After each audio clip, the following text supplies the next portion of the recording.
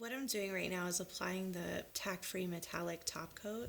This is going to be perfect for catching the chrome pigment. Sometimes when you stroke the brush on the nail, it will leave little indentations. You can see there's actually one right there.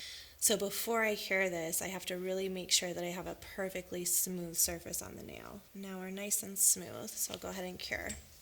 The next thing that I'm going to be using is the chameleon pigment, and this is the amber color.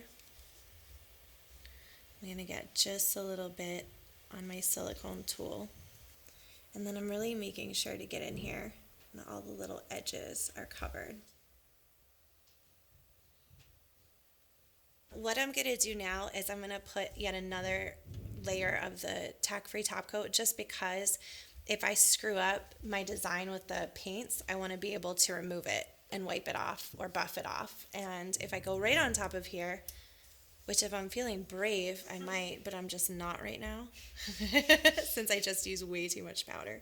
So I'm going to go ahead and coat this, so protect it. So what I'm going to do for one stroke is I need to create what's called a wet palette. I'm going to take some cotton and I'm going to take some water, and then I'm going to take a piece of parchment paper and place the parchment paper right there on the surface. And what this does is it keeps the paints wet for a while, so if I'm doing a bunch of nails, it'll keep it wet.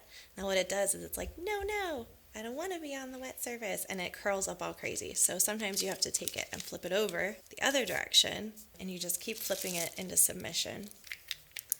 Get some of my art paints out here. Before I do one stroke on the nail, I'm going to take like a spongy 180 buffer, and I'm going to just gently buff the surface of this nail.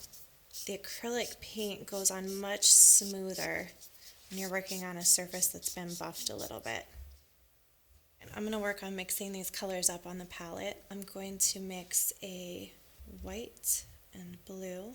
I just get a little bit on the corners of my brushes so that they're not even touching. And then I start working the paint over here in one spot. I just continue to go right back to that spot over and over again, and it seems to create a really nice blend for me. And then when I need more paint, I can return right back to the same spot on my palette. So what I'm going to do is I'm doing something different than flowers, because flowers tend to get a little played out with one stroke.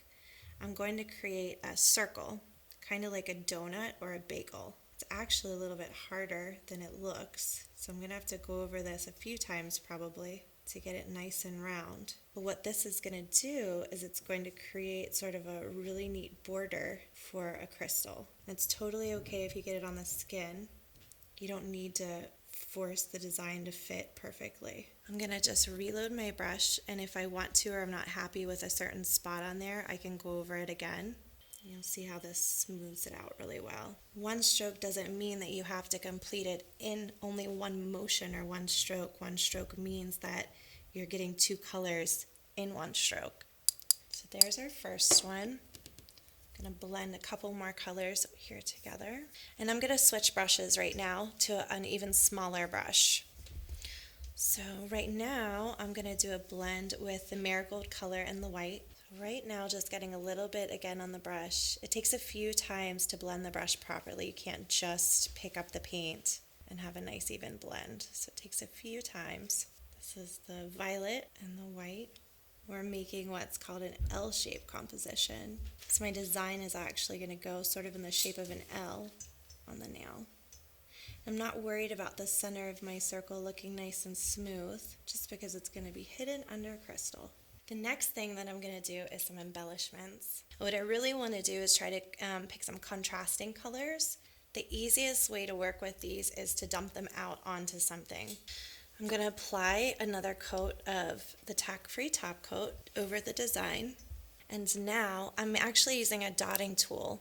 And the dotting tool, I'm going to put just a little bit of blue tack on it, like the stuff that you put posters on your wall with. This seems to work really well for picking up such teeny little pieces. And so now I'm going to pick these up and place them right around of the one stroke. I can scoot them around wherever because I'm working into wet gel. And now I'm going to apply my crystals right in those little holes. And this is uncured gel that I'm applying these in. You can apply them however you like. Now we'll cure. Right now I'm going over the paillettes, which are the little polka dots, and kind of in between and around the crystals. You don't want to go over the crystals because you'll take away the faceting and they won't look as shiny. And cure. I'm just using a little bit of alcohol to remove the excess butter paints. Ta-da!